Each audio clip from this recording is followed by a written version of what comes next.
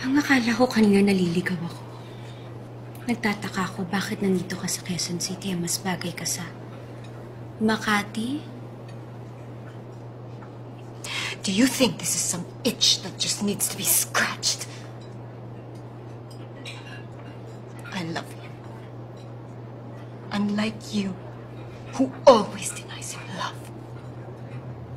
Lagi niyang sinasabi sa akin na sa akin lang siya nakakaramdam ng pagmamahal. At naniwala ka naman na yan ang totoo.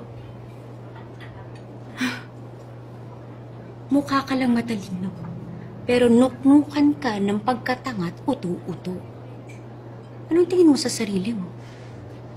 Nag-iisa ka? Ikaw ang bukod tangi? Bakit hindi pa nasabi sa'yo ng asawa ko na bago ka? May ibang babaeng haliparot na tumikim at lumingkis sa asawa ko.